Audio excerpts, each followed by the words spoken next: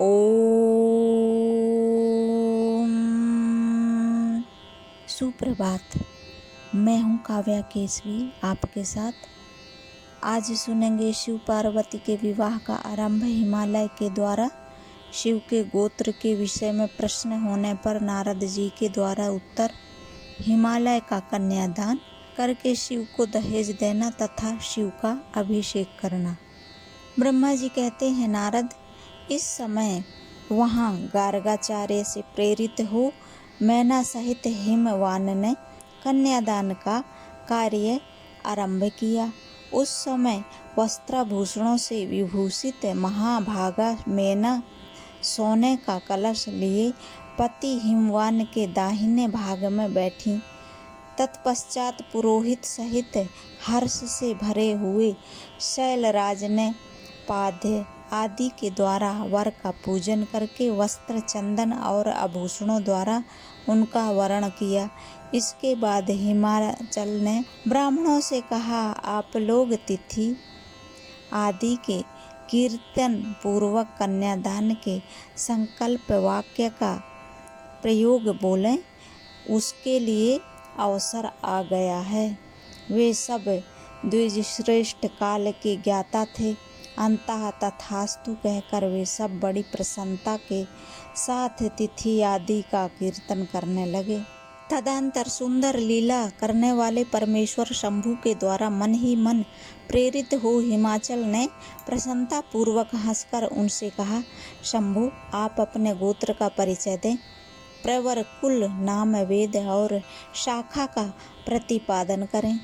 अब अधिक समय न बिताएं। हिमाचल की यह बात सुनकर भगवान शंकर सुमुख होकर भी बेमुख हो गए। अशोचनीय होकर भी तत्काल शोचनीय अवस्था में पड़ गए। उस समय श्रेष्ठ देवताओं, मुनियों, गंधर्वों, यक्षों और सिद्धों ने देखा कि भगवान शिव के मुख से कोई उत्तर नहीं निकल रहा है।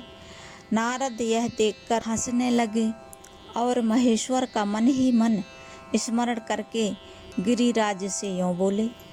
नारद ने कहा, पर्वतराज, तुम मूढ़ता के वशीभूत होकर कुछ भी नहीं जानते।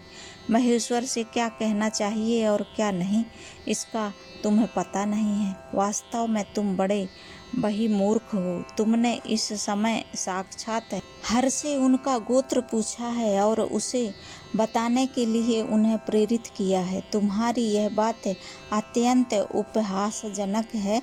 पर्वतराज, इनके गोत्र, कुल और नाम को तो विष्णु और ब्रह्मा आदि भी नहीं जानते, फिर दूसरों की क्या चर्चा है। शैलराज, जिनके एक दिन में करोड़ों ब्रह्माओं का लय होता है, उन्हीं भगवान शंकर को तुमने आज काली के तपोबल से प्रत्यक्ष देखा है। इनका कोई रूप नहीं है। ये प्रकृति से परे निर्गुण पर ब्रह्म परमात्मा है। निराकार, निर्विकार, मायाधीश एवं परात्पर हैं। गोत्र, कुल और नाम से रहित स्वतंत्र परमेश्वर हैं। साथ ही अपने भक्तों के प्रति बड़े दयालु हैं। भक्तों की इच्छा से ही ये निर्गुण से सगुण हो जाते हैं। निराकार होते हुए भी सुंदर शरीर धारण कर लेते हैं और अनामा होकर भी बहुत से नाम वाले हो जाते हैं। ये गोत्रहीन होकर भी उत्तम गोत्र वाले हैं, कुलहीन होकर भी कुलीन हैं। पार्वती की तपस्या से ही ये आज तुम्हारे जमाता बन गए हैं, इसमें संशय नहीं है। गिरिश्रेष्ठ, इन लीला विहारी परमेश्वर ने चराचर जगत को मोह में डाल रखा है। कोई कितना ही बुद्धिमान क्यों ना हो, वह भगवान शिव को अच्छी तरह नहीं जानता। ब्रह्मा जी कहते हैं, मुने, ऐसा कहकर शिव की इच्छा से कार्य करने वाले तुझ ज्ञानी देवर्षि ने शैलराज को अपनी वाणी से हर्ष प्रदान करते हुए फिर इस प्रकार उत्तर दिया। आज की कथा यहीं तक। आज मासिक शिवरात्रि है। कल्याणकारी कथा सुनने के लिए उत्तम दिन है। सुनते रहिए शिव महापुराण की कथा। अगली कथा में फिर मिलते हैं, तब तक के लिए नमस्कार।